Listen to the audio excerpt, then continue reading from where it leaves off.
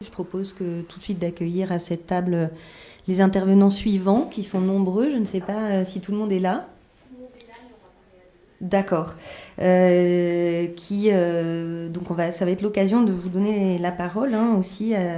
On a parlé dans cette intervention précédente là, des médecins, et que les médecins font partie du système de soins, évidemment, en tant qu'acteurs, mais sujets. Et donc j'imagine que cette intervention qui est menée par Géraldine Blois, Daphné Brion, Sarah Mougel-Kojokarou, j'espère que je n'écorche pas votre nom, Marie-Laurence Nguyen-Dine, Laurent Rigal et Marion Thévenot, va nous permettre de réfléchir à ces questions des médecins. Bonjour.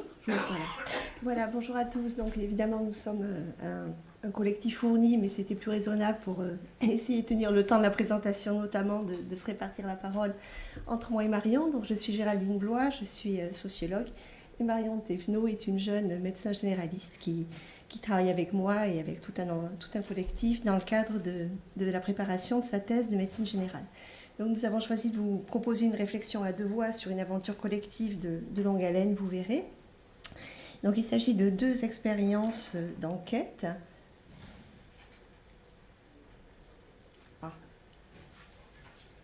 C'est pas mieux pour vous, pour moi. Pour appuyer sur la touche du bas, sur cette voie-là. Et ensuite, sur alors, les latérales. c'est les latérales, voilà. Il y avait un piège quelque part. Merci beaucoup. Donc deux expériences d'enquête qui ont été menées depuis quelques années avec des internes de médecine générale. C'est des expériences de formation à la recherche, par la recherche, qui sont, je crois, relativement ambitieuses et originales dans le contexte français. Donc quelques mots des deux enquêtes en question. Ensuite, on va développer une réflexion plus méthodologique et épistémologique pratique, si je peux dire comme ça. Donc PrevCali, c'est une première étude qui portait sur les pratiques préventives des médecins généralistes. Donc vous voyez un dispositif qui associe une sociologue moi-même avec des enseignants et des internes de médecine générale, un co-corpus d'entretien. Il y a une étude ancillaire qui est en cours sur l'alcool, on en reparlera rapidement.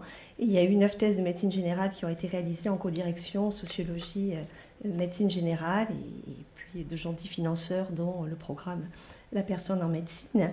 Et l'étude Prévert, dont je vais vous reparler de tout ça de façon plus développée, qui porte sur les agencements de santé, je crois que c'est l'expression qu'on va risquer, des personnes ordinaires, avec des guillemets ordinaires, donc qui est une étude qui est en train de se dérouler, un gros corpus là aussi, on est à peu près 90 entretiens semi-directifs, compréhensifs, au sujet de la prévention, mais surtout de la santé de personnes qui se jugent bien portantes, des hommes, des femmes répartis de façon équilibrée, et surtout, pas surtout, mais aussi les différentes grandes catégories sociales. On est très attentif à cette dimension de notre population, même s'il ne s'agit pas de représentativité. Et 9 thèses de médecine générale sont actuellement en codirection. Alors, ce que ces enquêtes, excusez-moi, ont en commun, donc c'est cette codirection très étroite et assez particulière, médecine générale, sociologie. C'est un adossement aux sciences sociales qui est tout à fait fort. C'est donc des bases empiriques extrêmement consistantes et des internes qui se lancent dans cette aventure, et c'est là-dessus que va porter notre présentation. Donc, le financement du programme spécifiquement nous a permis d'approfondir PrevCali et de concevoir et de démarrer Prévert, qui n'existait pas avant que la personne en médecine veuille bien considérer notre projet. Donc ce colloque, c'est vraiment l'opportunité pour nous de reprendre le fil d'une réflexion méthodologique et épistémologique qu'on avait déjà engagée, notamment avec Laurent Rigal, il y a quasiment 10 ans, sur ce qu'on fait dans ce genre de projet, la manière dont on peut le faire. Et donc ce fil épistémo est un fil important par-delà nos productions. Donc, je vais commencer en mettant en perspective cette expérience qui n'arrive pas comme ça de nulle part, vous vous en doutez. Et puis Marion Thévenot prendra la parole pour raconter, rendre compte, je pense que c'est l'aspect le plus important de cette communication, rendre compte de l'expérience de Prévert de l'intérieur, du point de vue des internes participants, donc sa propre expérience, mais elle a aussi consulté ses camarades de façon indépendante de moi-même. Et je reprendrai la parole pour une conclusion plus ou moins étoffée en fonction du temps et de ce qu'on voudra bien nous laisser. Donc, des prémices à PrevCali, c'est une histoire qui court sur une quinzaine d'années. Je vais forcément être très allusive, mais voilà, il y a eu des rencontres décisives avec des enseignants de médecine générale de Paris Descartes que j'avais rencontré au tout début des années 2000, ça ne nous rajeunit pas, quand j'ai commencé à m'intéresser à la formation des généralistes, notamment autour du stage chez le praticien qui avait été mis en place à partir de 97. Et puis j'étais sur le terrain lors de la mise en place de la naissance du DES et de la filière universitaire de médecine générale. Donc j'étais au travail quand ces évolutions institutionnelles majeures pour la discipline sont intervenues. Donc moi j'avais sollicité naïvement, j'arrivais vraiment nulle part, plusieurs départements de médecine générale à l'époque. Il y en a plusieurs qui se sont ouverts, qui m'ont accueilli, mais ouverts, entre-ouverts. Mais voilà, il y en a un où il y a eu vraiment un écho en termes de curiosité, de prise au sérieux du regard sociologique et d'un regard sociologique indépendant, il faut le souligner. Et c'est vraiment la personne d'Hector Falcoff, qui n'est pas là aujourd'hui, mais qui dirigeait le département de médecine générale à Cochin, qui a été une rencontre décisive. Donc c'est quelqu'un qui a commencé à me lire, à discuter, et ça rebondit en invitations ponctuelles pour intervenir devant des étudiants. Il m'a ouvert l'accès à l'observation d'enseignement de façon vraiment sans condition. Enfin, tu viens quand tu veux, comme tu veux. Une relation très très libre pour échanger des papiers, des idées, avec quelqu'un qui croit à la recherche, mais les sciences humaines et sociales telles qu'on les pratique, c'est pas non plus totalement sa culture et ses questions immédiates. C'est quelqu'un qui est plus branché épidémiologie, health service research, évaluation des soins, inégalité sociale de santé. Enfin, c'est pas quelqu'un qui a une fibre sciences humaines et sociales complètement développée. Mais ça produit des années de fréquentation intellectuelle cordiale, ce qu'une collègue sociologue, Anne-Chantal Hardy-Dubernay, peut appeler du temps sans enjeu. C'est-à-dire il y a un microclimat qui s'est constitué, mais on n'était pas dans des relations de production, on n'était pas dans des relations instituées et financées. Et en 2007, Hector Falcoff me fait une proposition concrète, concevoir une formation pour les enseignants maîtres de stage en médecine générale qui commencent à diriger des thèses fondées sur les méthodes qualitatives, parce que le qualitatif est en train de monter dans cette phase de décollage d'une recherche en médecine générale qui se cherche d'ailleurs, et il identifie qu'il y a un manque de bagages, il y a un manque d'équipement théorique, méthodologique, etc. Donc, le département de Paris 5 investit dans la direction de thèse et grâce à Hector Falcoff, il y a la recherche d'un adossement à des disciplines universitaires constituées par ailleurs et pas juste l'entre-soi, on va dire, des généralistes, ce qui est loin d'être évident pour tout le monde, ni à l'époque ni aujourd'hui. Donc un cours, pour ceux qui le souhaitent, une base complètement de volontariat, j'ai carte blanche, j'adosse un séminaire où j'invite des sociologues de la santé qui viennent nous raconter l'arrière-cuisine méthodologique d'une recherche. Donc c'est une expérience qu'on a racontée et analysée avec Laurent Rigal dans un papier que je vous ai mis quelques exemplaires aussi. Donc Laurent Rigal est à l'époque un de mes étudiants, il est juste diplômé, il est jeune chef de clinique de médecine générale, il est doctorant en épidémiologie, donc c'est pas non plus directement les sciences humaines ou sociales. Et Laurent force la porte, entre guillemets, c'est-à-dire qu'il s'invite à ce dispositif et ça va entraîner d'autres internes, donc d'autres jeunes de sa génération, de sa promo, et ça devient un dispositif mixte, senior et junior, ce qui n'était pas forcément prévu. Donc formation initiale et formation continue. Donc 2 personnes ressources un peu sur la méthodologie. Je vais glisser vers un co-encadrement des thèses de médecine générale, donc ça se fait assez naturellement. Après la formation, il y a des velléités de lancer une enquête collective, ça fait complètement long feu. Et par contre, il reste la demande insistante d'internes surmotivés, je dirais, de poursuivre avec un atelier de recherche qualitative en médecine générale. Donc, ils veulent lire des papiers, donc on fait un sac de lecture. Et il y a un accompagnement méthodologique de thèses que je développe de plus en plus. On n'est toujours pas dans la production directe de quelque chose en commun. Donc ça, c'est l'étape qu'on va franchir en 2010 avec le lancement de ce qui va devenir PrefCali. Donc PrefCali, je fais un bilan primaire, je veux dire, l'idée c'est vraiment de collectiviser nos efforts de recherche et de capitaliser sur ce que les capacités de travail des internes pour limiter les limites habituelles des thèses individuelles. C'est Alors, dans les thèses individuelles, j'ai eu des expériences bluffantes. Hein. Il y a vraiment en mode, je dirais, plante hors sol. Hein. Il y a vraiment des internes qui se sont appropriés une culture, une réflexion de façon tout à fait bluffante. Mais les terrains sont forcément très limités. Et du point de vue de l'accompagnement individualisé, il y a quelque chose d'un peu épuisant de repartir à zéro et de recommencer à chaque fois à partir d'un bagage qui est inexistant. Donc on se dit qu'il y a un dispositif d'enquête collectif à inventer, on se dit ça donc avec Hector Falcoff et Laurent Rigal, et donc c'est le nouveau pari. Alors la prévention, parce que c'est un thème de recherche fort déjà du département de médecine G de Paris-Descartes, ils ont fait une grosse étude épidémio avant sur les pratiques préventives des généralistes. Bon, j'ai résisté longtemps. Moi, la prévention, ce n'était pas un sujet qui, comme sociologue, me séduisait forcément beaucoup. Toute cette normativité médicale pour redresser le mode de vie des bien portants, c'était pas quelque chose... Enfin, j'avais pas une... Au niveau des valeurs, ça m'a longtemps paru rédhibitoire. Et puis, je voulais pas faire un travail dans une subordination intellectuelle. Je voulais pas faire la sociologie dans la médecine, pour reprendre les catégories d'un vieil article sociologique de Robert Strauss. Donc je tenais une posture d'analyse relativement autonome, mais bon, je me suis laissée convaincre qu'il y avait quelque chose à tenter. Donc on a développé par tâtonnement une façon de travailler, ça a été un gros investissement pour tout le monde, mais ça a fonctionné au-delà de nos espérances, et donc ça nous a confirmé que la collectivisation permettait d'atteindre des tailles de corpus tout à fait intéressantes, et la qualité et la comparaison, et on a pu valoriser ce travail et en médecine et en santé publique et en sciences sociales, dans des congrès de sociologie, dans des revues de sociologie, etc. Donc ça continue, puisque Prevkali fait des petits avec des thèses encore en cours sur le sujet qui avait été le moins prisé, celui de l'alcool, comme par hasard. Et Daphné Brion et Marie-Laurence Nguyendine travaillent là-dessus avec une étude ancillaire.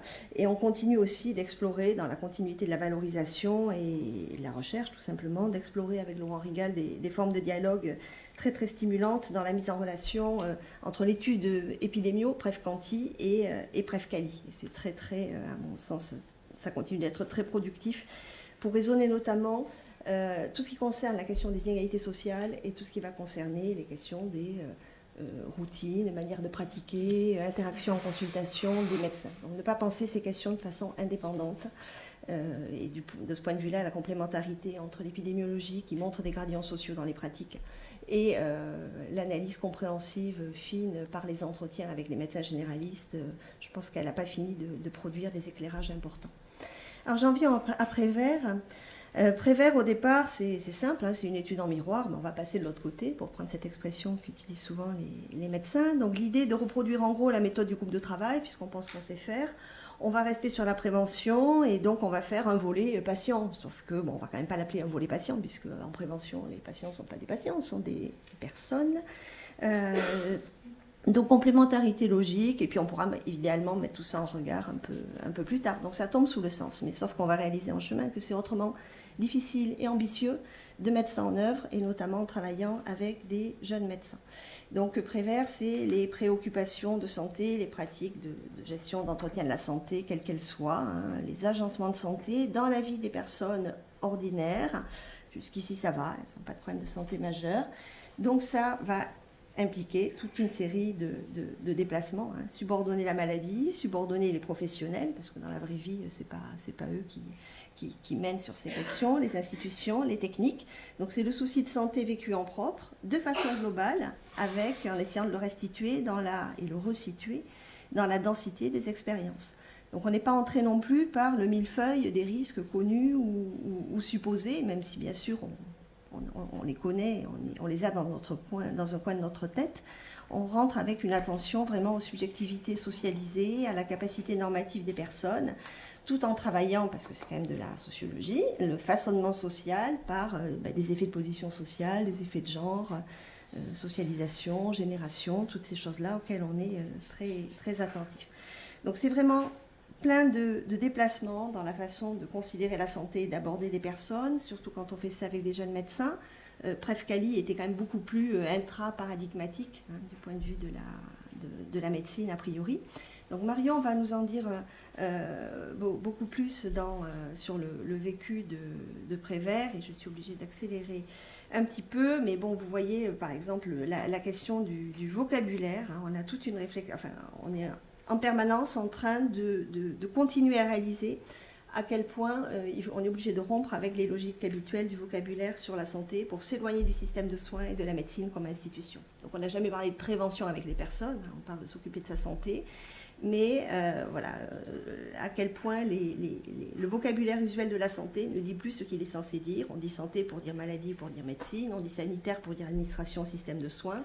Quand on parle comportement de santé, on est sur quelque chose qui est une vision à la découpe de ce que l'épidémiologie a identifié comme des facteurs de risque ou de protection. Et donc il y a vraiment un gros travail et un matériau, vous en doutez, extrêmement baroque et extrêmement insécurisant pour les internes et même pour les sociologues parfois. Donc juste quelques mots avant de passer la parole à Marion. Je vous montre un petit peu le calendrier de travail quand même. Alors on ne va pas pouvoir tout commenter, mais bon, d'abord on travaille depuis début 2016, donc ça fait quand même 3 ans. Pour une thèse de médecine générale, on explose les standards. Très clairement. Donc un socle, je mets ces étapes en place parce que Marion va les reprendre dans cet ordre-là. Un socle de travail bibliographique commun qui est très important, mais qui peut être diversement compris, et puis il continue, mais de façon plus légère tout au long. La bibliographie ne s'arrête jamais. Une formation à la méthodologie sur le guide d'entretien également. La phase d'enquête, donc, qui a démarré début 2016, qui continue, même si le gros du travail est clairement fait. Le développement d'une méthode d'analyse verticale. Le retour sur la conduite d'entretien, parce que l'enquête, évidemment, elle se débriefe entre nous, en individuel, en collectif, etc. On ne les laisse pas dans la nature. Une méthode d'analyse verticale dont Marion va reparler. La définition des sujets tests précis qui intervient 1 an après. Et donc ça, c'est un point tout à fait crucial et qui peut aussi donner lieu à des tensions, des incompréhensions. Une fois qu'on a un sujet test, on a une nouvelle bibliographie spécifique à faire. On a des analyses spécifiques à faire, reprendre les entretiens, pas dans leur lecture en les lisant intégralement bien sûr, mais pour en faire cette fois-ci une analyse spécifique, et puis la rédaction qui grosso modo peut commencer en 2018. Plus quelques séminaires, et ce que j'ai oublié de préciser, c'est quand on a lancé Prévert, on a souhaité s'adosser sur, du point de vue des sciences sociales, sur une compétence supplémentaire et quelqu'un qui soit peut-être moins impliqué dans le sujet et dans les manières de faire avec les internes et les médecins généralistes depuis aussi longtemps. Et donc Sarah Mougel-Kojokaru nous a rejoint à ce moment-là, et c'est une expertise un petit peu moins rapprochée dans ce projet, mais qui nous permet d'avoir justement un peu de distance et un regard différent. Je termine juste en vous montrant le bouquet de thèses des sujets, le bouquet des sujets. Donc ça, il y en a 3 qui ont été soutenus, mais ce sont les 3 qui viennent d'être soutenus en octobre. Ce sont les différents sujets. Il y en aurait d'autres possibles, hein. Donc ces sujets, on les a déterminés, vous l'avez vu, 1 an après le début du projet, sur des considérations de pertinence à la fois par rapport au contenu, à l'originalité du corpus, hein. Il y a des choses qu'on n'avait pas. Par exemple, la place de l'économie, santé-économie, la place de comment toutes les considérations économiques sont mobilisées par les personnes pour à la fois expliquer la façon dont elles gèrent, terme horrible, on efface, elles agencent leur santé, mais aussi la façon dont elles interprètent les messages qu'elles reçoivent, sur quoi elles ont des doutes, qu'est-ce qui les révolte ou qu'est-ce qu'elles trouvent tout à fait normal dans la conscience qu'elles peuvent avoir des inégalités, de la manière dont elles jouent sur la santé. Donc voilà, ça c'est quelque chose c'est au fil du corpus, on s'est dit mais quand même, la question de l'argent, la question des déterminants économiques, la question de se distinguer aussi, de s'apprécier socialement par la santé ou de se déprécier, voilà, c'est des choses qui sortent du corpus, et puis bien sûr de notre revue de la littérature pour savoir où est-ce qu'on a des plus-values qui paraissent les plus évidentes par rapport à ce qui est déjà travaillé ou pas par nos collègues. Donc je te donne la parole, Marion. Et... Ok. Oui, c'est bon. C'est bon. Donc parmi les motivations initiales pour ce projet, nous retrouvons une envie commune pour un travail inhabituel en lien avec les SHS, avec une méthode qualitative et une certaine ambition intellectuelle quand même, avec une éviction du format habituel de thèse pré-pensée, imposée, une recherche de sens et une exigence quand même par rapport à soi. Mais tout cela en restant quand même accompagné, sans se débrouiller seul pour le guide d'entretien et la bibliographie.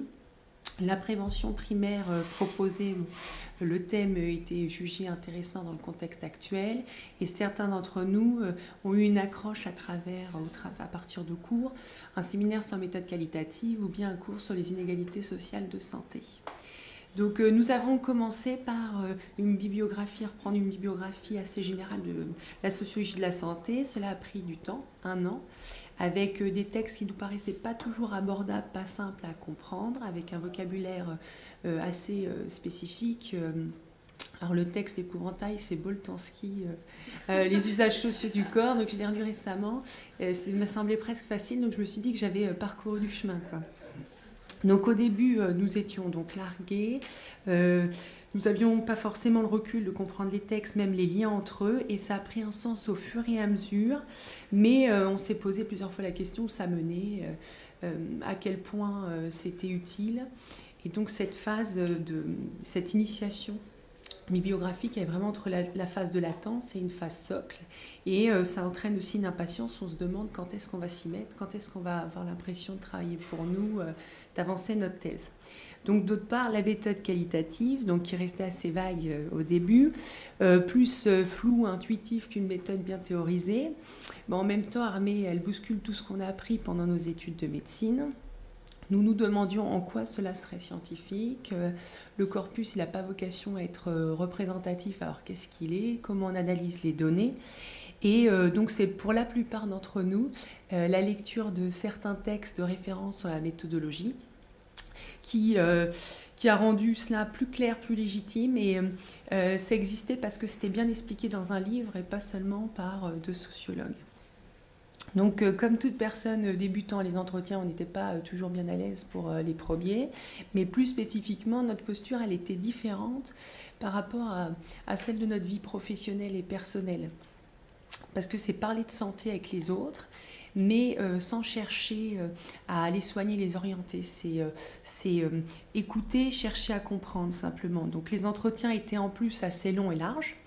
On ne savait pas quoi approfondir, comment, et surtout parce que les sujets spécifiques ont été connus plus tard.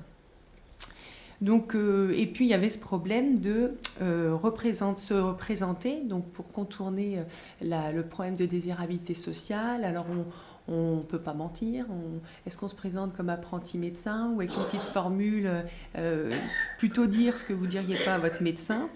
Et en tant que médecin, ce n'était pas toujours facile à vivre, parce que donc les gens pendant l'entretien pouvaient nous demander un avis sur un problème de santé qu'ils avaient. T'en penses quoi? Alors nous on avait dit on en reparle. On avait dit de dire on en reparle après l'entretien. Ou bien moi je suis pas médecin, mais quand les gens s'efforcent de légitimer leur bon sens pour s'autoriser un avis quand même. Et puis toutes les critiques faites à l'encontre du médecin généraliste, donc c'est jamais agréable. On se dit c'est comme ça qu'on est vu par nos patients. Voilà. Donc il est toujours difficile de se réécouter. Nous nous rendons compte donc des perches non saisies en temps réel. Pour mon premier entretien, moi je n'ai pas fait assez de relance, j'ai pas cherché j'ai pas demandé à la personne de me décrire des moments de vie qu'il était en train de me livrer. Donc j'ai été reprise par Sarah Mougel parce que c'est comme ça qu'il faut utiliser ces leviers pour décrire des faits, des propos contextualisés dans des situations de vie, et c'est tout l'intérêt de la méthode. Donc la méthode de lecture verticale de Géraldine Blois, reformulée à partir de celle de Demazière et Dubar, est une façon d'attaquer l'analyse assez redoutée et vague au début de façon concrète, avec une part de systématique, de recettes à appliquer. Et ça, on aime bien en médecine, une petite recette qui marche à tous les coups. Mais les premières lectures verticales sont très longues. Moi, je faisais quasiment une lecture pour un type... voilà. Donc je faisais quasiment donc une lecture pour un type de surlignage, donc ça correspond à une catégorie. Donc il y a différentes catégories. Donc en jaune par exemple pour repérer les actants, en orange c'était toutes les séquences chronologiques, les mentions de temporalité. En rose c'était des concepts, la théorie, les attentes par rapport à la santé. En bleu c'était une description de pratiques concrètes. En vert donc des événements de santé. En turquoise, des soins, donc les recours aux professionnels, et en violet, des contextes déterminants ritualisés. Donc Donc c'est cela, donc en fait à la fin on confrontait nos interprétations. Donc au début on ne voyait pas forcément les personnes de la même manière. Et petit à petit il y a eu une uniformisation et un progrès dans l'interprétation, dans la finesse d'interprétation des personnes, des entretiens. Et ça nous rassurait d'avoir compris l'entretien de la même manière. Donc cet outil reste quand même modifiable, réflexif et il peut s'ajuster à la singularité parce qu'on utilisait aussi, excusez-moi, on utilisait aussi le vocabulaire remarquable et une représentation schématique où on plaçait le patient parmi les personnes qui nous évoquaient avec des liens plus ou moins forts. Donc nous avons procédé à une analyse verticale commune sur une bonne dizaine d'entretiens. Certains continuent à utiliser cette méthode, mais pas de manière aussi exhaustive en changeant le nom des catégories. Ce qui est sûr, c'est que ça nous a aidé à comprendre le codage et à trouver une technique rigoureuse qui nous soit propre. Donc nous avons défini nos sujets en février-mars 2017. Donc il y avait quand même une impatience et une pression dans le groupe pour le choix des sujets. Moi, j'ai choisi le sujet de l'alcool pour plusieurs raisons. Donc déjà, c'était un sujet qui était délaissé donc, dans l'enquête précédente par les internes, mais repris depuis. Et puis, il y a eu une opportunité de financement. Avec moi, donc, tout de même la crainte initiale de ne pas avoir assez de choses à dire sur ce sujet et de ne pas faire un lien de ne pas faire un travail assez en lien avec la médecine générale par rapport à la place du médecin généraliste dans la prévention. Voilà, je me disais, la vaccination, ça m'aurait paru peut-être plus dans le cadre. Donc pour l'analyse, j'ai pu assister à une formation NVivo. J'ai assez vite compris l'intérêt d'utiliser un logiciel d'analyse et je vous explique ma manière de faire. Donc c'est le résultat de différents essais, d'un tâtonnement. Donc moi je lis d'abord chaque entretien et je réalise un résumé par personne, des choses qui m'ont marqué, les grandes idées, le mode de vie, voilà. Et en même temps j'isole les parties concernant l'alcool. Je reprends ensuite ces parties que j'encode finement donc avec le logiciel en verbatim et donc je mets le nom à un nœud. Donc si je prends un exemple, tout seul je bois un verre de vin en mangeant, ça c'est comme la messe le dimanche. Alors par réflexe d'objectivation, je vais encoder seul, vin régulier en mangeant, mais dans un deuxième temps d'analyse, je traite le côté subjectif ou culturel. C'est comme la messe le dimanche, relevant du rituel, du sacré, de la dérision par rapport à la norme. Donc je veille à encoder chaque verbatim aussi à une personne. Donc là par exemple, Manu, 39 ans, gardien d'immeuble. Et donc à la fin, je réalise un résumé d'analyse spécifique. Et donc je vais mettre en évidence les similarités, les divergences. Je tenais en parallèle un fichier d'analyse horizontale dans lequel je commençais par noter les idées redondantes. Après une vingtaine d'entretiens analysés, j'ai créé un plan de thèse dans lequel je note un plan de thèse et le plan de thèse, la complexité, c'était la tension entre induire et de vouloir faire des catégories, des rangements a priori. Donc il y a une tension parce qu'on déstabilise et on stabilise son travail tout le temps, donc c'est pas toujours confortable. Donc le problème, il est bien soulevé quand on a une idée singulière parce qu'on peut des fois chercher à l'inclure dans une catégorie qui n'est pas la bonne. Donc pendant une journée consacrée à l'analyse, en juillet 2017, j'ai présenté longuement mes manières de faire à Géraldine Bois et Sarah Mougel et elles m'ont fait des remarques par rapport à l'utilisation de NVivo. Qu'il fallait bien rester vigilant parce que méfiance à un outil de quantification, qu'il faut faire attention aux catégorisations créées de l'extérieur et non définies directement par le patient, et repérer les postures de justification quand la réponse elle est pas spontanée, mais c'est après question de l'enquêteur, pas passer à côté de ces choses-là. Donc j'ai ensuite fait une bibliographie spécifique de l'alcool qui passe par beaucoup d'ouvrages parfois éloignés de la médecine, parce qu'on a affaire à une pratique sociale avant une pratique de santé. Alors voilà, après l'analyse systématique des 77 personnes et plusieurs modifications de plan, encodage, décodage, j'ai obtenu un plan assez détaillé Donc, par exemple, là, on voit la régulation de la consommation. Donc, on peut voir le nombre de verbatim encodés et le nombre de personnes disant quelque chose à ce sujet. Et là, si on agrandit, donc on voit les verbatim en lien avec une façon de compenser la consommation, comme boire de l'eau. Donc, grâce au logiciel NVivo, donc, nous pouvons croiser un nœud, une idée, avec les caractéristiques des personnes. Donc, à chaque personne, j'avais attribué un âge, une catégorie sociale, un profil de consommation, le sexe, bien entendu. Et cela me permet de mettre en évidence des prédominances que je n'aurais pas forcément vues comme ça à l'analyse. Mais comme la matrice de croisement est un tableau de chiffres et que j'ai été mise en garde contre l'envie d'utiliser des chiffres, donc j'ai utilisé un ombrage, ça se fait automatiquement, rouge, orange, jaune, vert, donc beaucoup, moyen, un peu, pas du tout. Et donc là ici par exemple les motivations, les justifications immédiates de boire, en un coup d'œil on voit que les hommes nous parlent davantage d'un moment de plaisir et que dans notre corpus de manière partagée les hommes et les femmes disent boire pour évacuer le stress, se détendre. Alors pour la rédaction il y a le sentiment qu'il faut se lancer une fois le plan bien pensé, en commençant par les grandes idées, les récurrences, puis les divergences et les idées singulières. Donc nous faisons souvent les mêmes erreurs, donc on manque de synthèse, notre rédaction est trop exhaustive, on colle trop au texte, parce que peut-être on veut rester fidèle.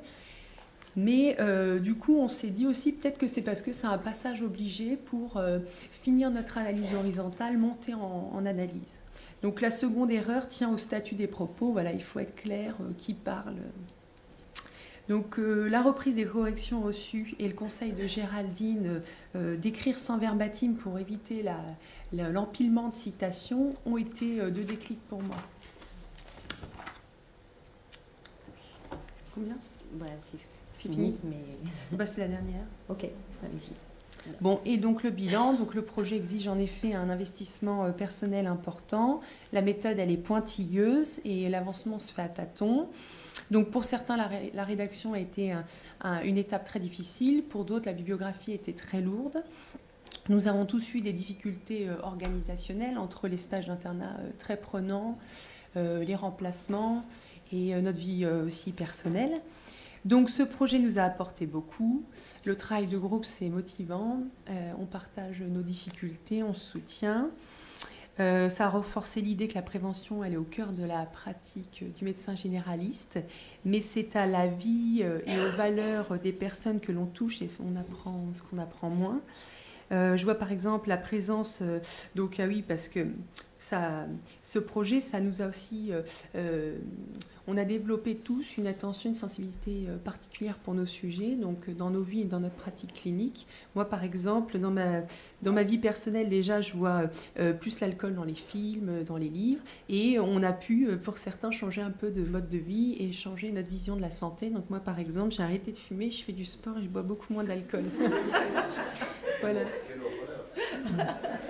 Voilà, et si j'essaye de faire vite, donc nous avons quand même l'impression, c'est revenu de la petite consultation du groupe, qu'on a l'impression de mieux écouter, comprendre les représentations, les comportements des personnes, qu'on a l'impression de moins passer à côté des choses qui semblent importantes pour les gens, d'avoir fait une prise de recul. Donc déjà, on passe d'une médecine d'organes en médecine générale à un individu, et là, d'avoir encore un peu plus pris du recul en situant l'individu dans un environnement, une société, et que il faut encourager les Tescali.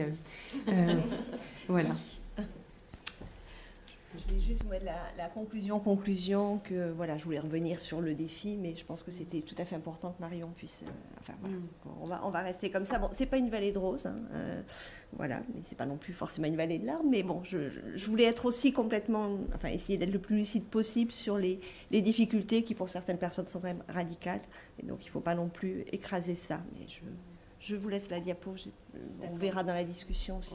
Oui. Je vous remercie parce que c'est important qu'on tienne le temps, mais en tout cas merci pour cette présentation remarquable et inédite. Je trouve qu'il y a tellement de choses. Et merci pour votre honnêteté aussi, parce que c'est tellement finalement jamais qu'on a l'occasion de dire tous les écueils et toutes les difficultés sur lesquelles on bute quand on mène une recherche, d'une part, qualitative dans le champ de la médecine encore plus. Et voilà, donc je trouve qu'on a vraiment vu la cuisine de la recherche avec tout ce qu'elle comporte de créativité, de plaisir, mais aussi parfois de ratés, de difficultés. Donc merci beaucoup. On va s'arrêter là pour tenir le temps. Je vous propose une pause et de revenir dans cet amphi.